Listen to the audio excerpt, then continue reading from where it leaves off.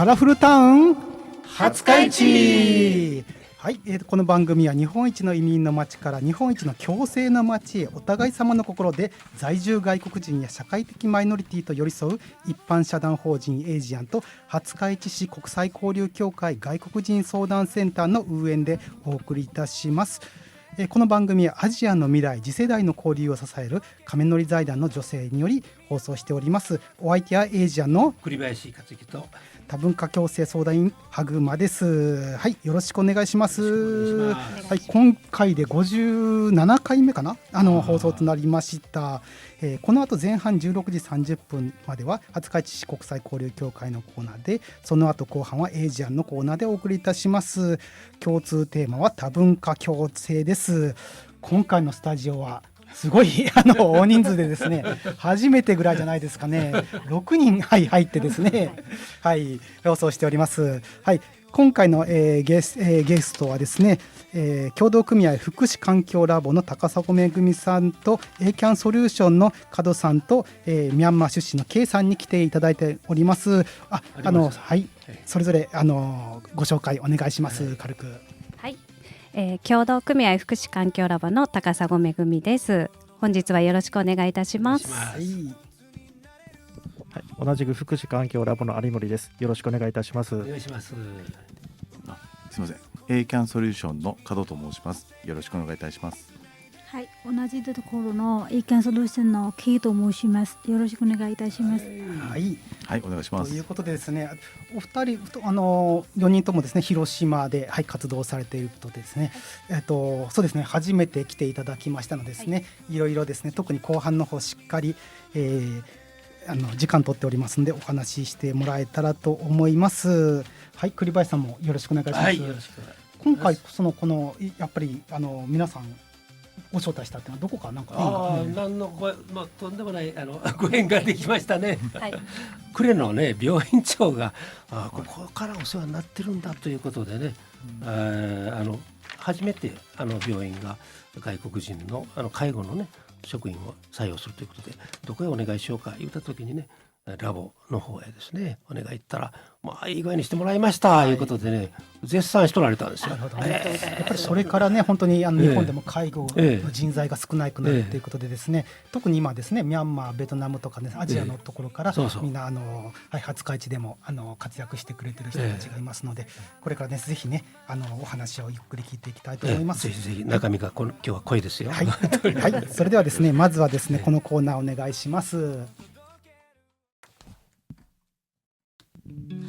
廿日市こに咲くの共栄、廿日市でに争しえしょ。今喋っても大丈夫やね。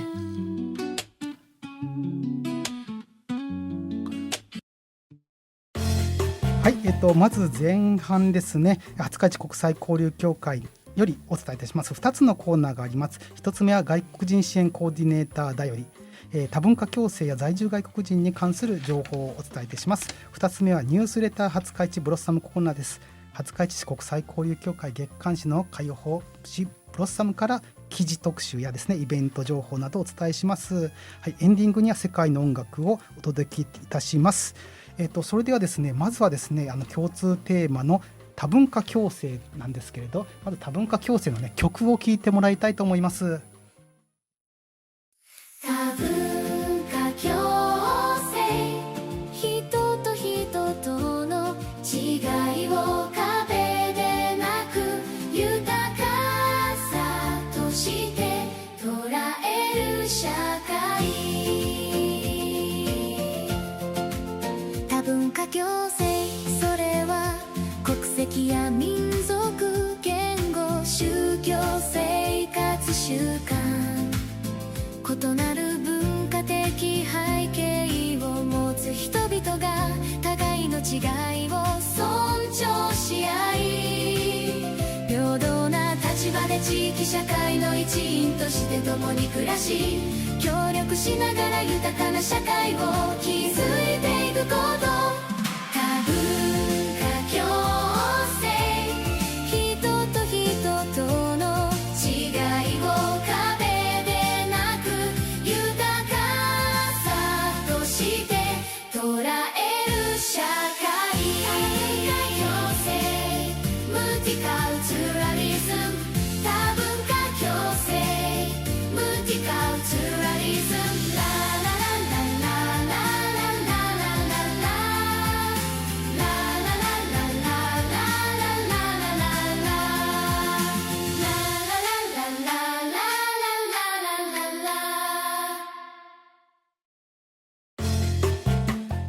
はい、多文化共生マルチカルチャラリズムという曲を聴いてもらいました。はい、この曲にあるようにですね、違いを壁でなく、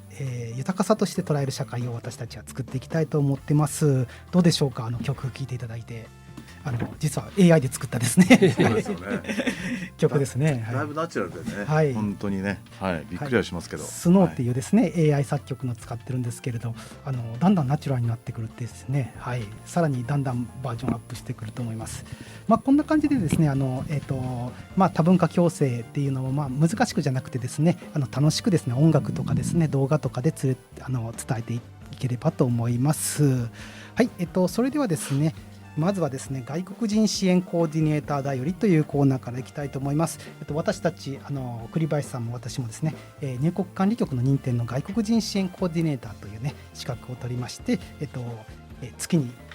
2月に1回ですね、研究をしたりとかですね、学習会をしたりとかしております。はい、で、外国人支援コーディネーターからのお知らせとしてですね、まずはですね、はい、1つ目、はい、リーブイン広島というですね、外国人材向けですね、多言語ポータルサイトというのがあります。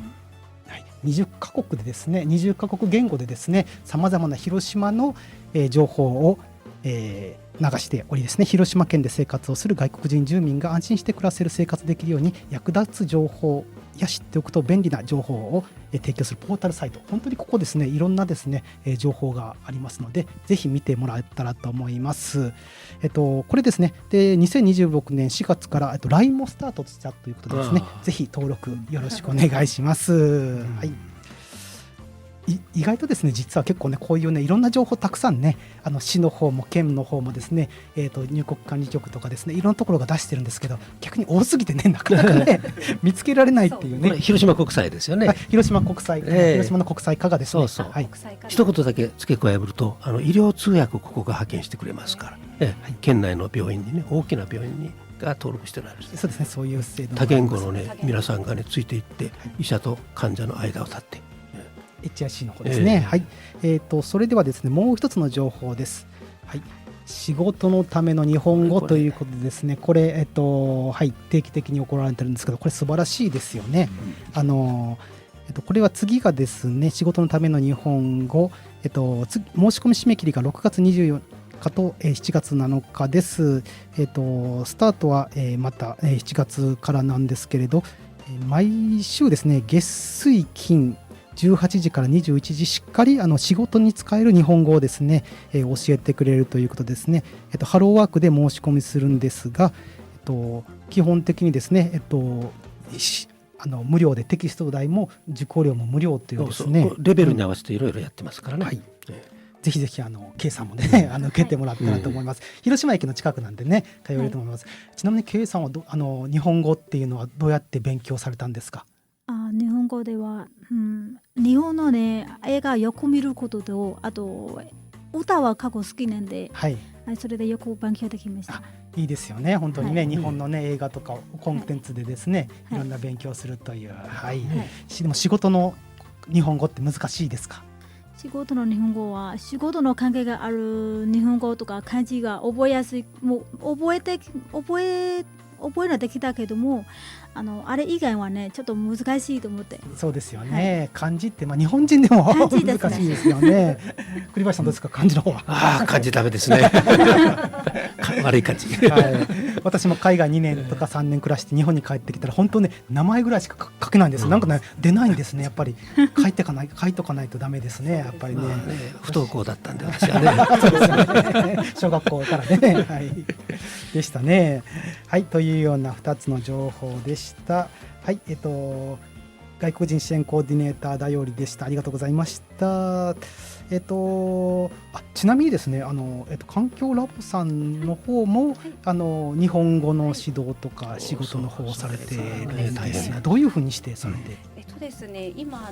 ミャンマーにいる実習生を受け入れはしてるんですけど、ミャンマーにいる時はオンライン、Zoom で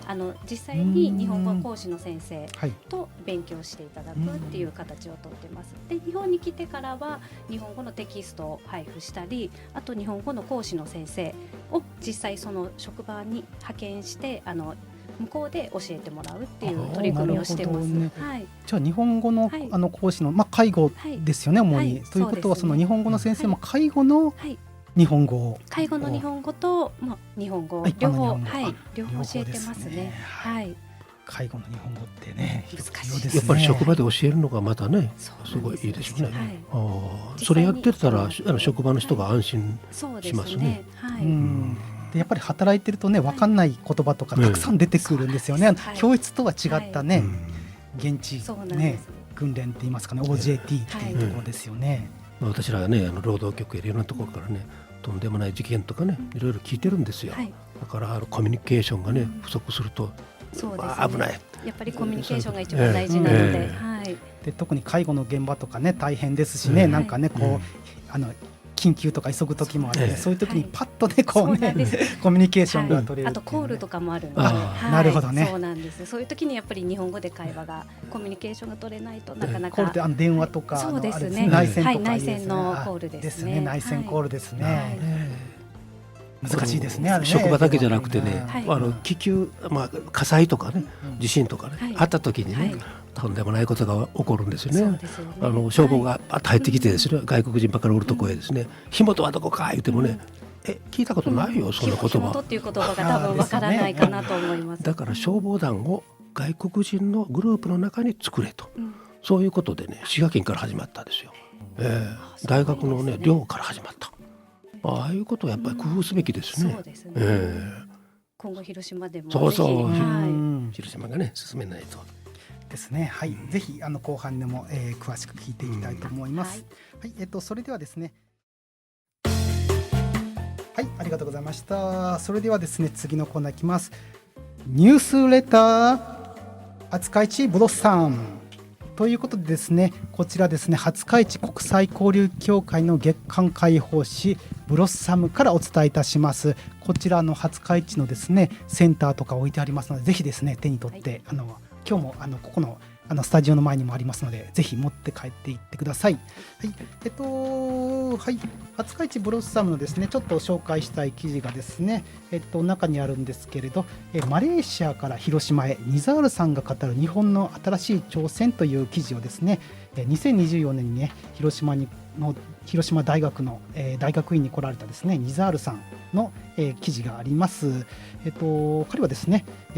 科学技術を学ぶために、広島に来られてですね、広島大学で学んでいるということですね。寿司やラーメンが大好きで、でもムスリムでですね、マレーシアでムスリムでハラル料理とかですね、料理も、ハラル料理のお店もですね広島にすごく増えてきて、とても嬉しく思っているということでした。で、彼によるとですね、自国の文化として、マレーシアは多民族多文化の国でさまざまな文化や宗教が共存していることが魅力的です。人々もとてもフレンドリーで、日本と似ているところは、人の礼儀や思いやりを大切にするところです。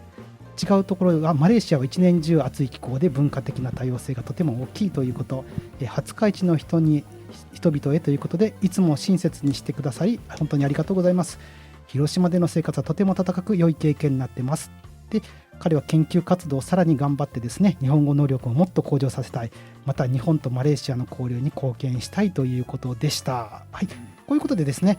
彼にはこの前ですね、マレーシア料理のクラスをやってもらったということでですね、ぜひ廿日市国際交流協会に、国際交流、料理に習いたいとかですね方がおられましたら、ぜひご参加お願いします。ということでですね、次はですね、マレーシアから次はベトナムに行きます。はい、はい、ベトナム夏の家庭料理というですね企画があります。これがですね、7月18日土曜日に、廿日市市中央市民センター調理室、10時から12時30分で行います。会員は1500円、一般は2000円で先着20名様です。これはですね、ベトナム料理1,2,3,4,5種類ですね、がっつり料理を作るということで、うちのスタッフのですね、ベトナム人スタッフの愛さんがベトナムの文化を、お伝えしながら、料理も、学ぶという会です。はい、ということですね。あともう一つお知らせがあります。先月もお伝えしたんですが、廿日市平和ツアー in 広島ということで、廿日市国際交流協会では8月6日の前後にですね、ホストファミリーとですね、ボランティアを募集しております。私もうちもですね、受け入れてるんですけれど、外国の、出身のですね留学生の方々が広島に来て、平和を学ぶという時にホストファミリーのところで泊まってですね交流をするという、こちら8月の5日から8月の9日までですね、4日間ですね受け入れいたしますので、ぜひですねまだ枠がありますので、外国の留学生と、はい、交流したいという方、ぜひお問い合わせくださいということです。はい、以上が、はい、お知らせなんですけど、じゃあですね、ベトナムの近くということで、じゃあミャンマーのですね話なんですけれど、今日ケイさん来て、ケイさんもはい、ミャンマー料理とか作れますか？はい、作れます。過去作れます。ぜひですね、国際交流協会でね、ミャンマー料理もね、はい、いつか、はい、講師やってもらいたいなと思うんですけど、ちなみにミャンマーの代表的な料理というとどんな料理が？モヒンガーとか、はい、レパートとか、それなんです。どんな料理なんですか？それモヒンガーって豆のスープと、はい、日本人の方から見るとそうめんみたいな麺があって、それを混ぜていろんな味見、自分の好きな好みの味見入れたりで、パクチーとか入れたり、パクチーですね、そうそう私も大好きです。唐辛子ちょっとかけたりとかみたいな。いいですね、美味しそうですね。夏に合いそうですね。はい、はい、高砂さんとかもミャンマーに何回か行かれてるということで。そうですね、もう10回ほどは行ってます。10回もですか？はい、食事とか合いましたか？やっぱりもう、美味しくて、はい、逆にミャンマーに住みたいって思ったぐらいそうなんです。ミャンマーの料理は大好きです。はい、はいですね。有森さんも行かれて。私も1回だけ行かせて、辛いのが大好き。ですね、辛いの好きだったらね、いいですよね。私も大好きでですね。はい。昔ね、五日市もミャンマー食堂っていうのがねあって、今は移転されたんですかね。はい、広島市の方ですね。はい。これからね、本当にミャンマー料理店とか、ミャンマー食材店ができてきたらね、面白いかなと思っておりますね。はい。はい、さて、それでちょっと料理の話から入ったんですけれど、またですね、ちょっと環境ラボさんの方でですね、はい、現在ちょっとどんなそのミャンマーの主にミャンマーに行って行かれてということですね。で、ミャンマー来る人のサポートされてるということですね。組合では管理団体と言いまして、はい、送り出し機関と受け入れ施設、受け入れ企業さんの間で管理をする、なるほど、立場になるんですけど、実際に一緒に受け入れ企業さんと現地に行って、面接をしたり、あとはもうオンラインで面接をしたりっていうのを、一緒に現地もしっかり、そうですね、まずは現地に行っていただいて、でやっぱり現地の方と実際触れ合ってみて、でそこから面接っていうのをお勧めしてます。なるほどね、しっかり現地のことを見てからですね。でやっぱり来た時はそういう生活のオリエンテーションとか、そういう空港に迎えに行ったり、手続きをサポートとかっていろいろされてるんですよね。コロナ禍の時は成田空港まで一緒にオンラインで行きました。はい、そうですね。はい、隔離しないといけなかったので2週間ほど。はい。だから毎回空港にはお迎えに行ってます。はい。大変ですね。池庄司さんも行かれたんですか？そうですね。池庄司さんの奥様の施設長さんと、あと息子さんの福祉施設長さんと一緒に現地ミャンマーに行きまして、で面接をしてきました。今2名ほど受け入れをしてくださって。さすがですね。やっぱりね、自分で見てね。なるほど。そうですね。お任せするとかオンラインだけで済まさずに、ちゃんとやっぱり人を見て人柄とかですね。やっぱりちょっとオンラインでは見えないところがやっぱり現地では見えますので、はい、なるべく現地に行っていただく。はい。結構私もミャンマーだいぶ前に行ったことがあるんですけど、やっぱり聞くのとやっぱり行くのって違いますから、行くとですね、どれだけ本当敬虔な仏教徒でですね、穏やかな国とかで人々の穏やかさとか雰囲気とかこうね気候とかですね、やっそうなんですぱり行かないとわからないですよね。わからないところがたくさんありますので、はい、そういう意味では施設長さんとかですね、はい雇う側の方々に行って、そうですね文化を理解してもらうって非常にいいことですよね。そうですねはいなるはい、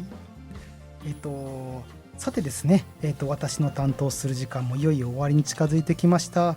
今回お届けしました内容も含め、毎月発行する解放誌ブロッサム廿日市はここ FM 廿日市の情報コーナーや各市民センターに置いてありますので、ぜひ手に取ってご覧ください。最後にお伝えした内容の申し込み問い合わせ先をご案内いたします。廿日市市国際交流協会電話 0829200116、火曜日から土曜日9時から17時となっております。どうぞお問い合わせや皆様のイベントの参加をお待ちしております。ということでですね、はい、最後 The Music from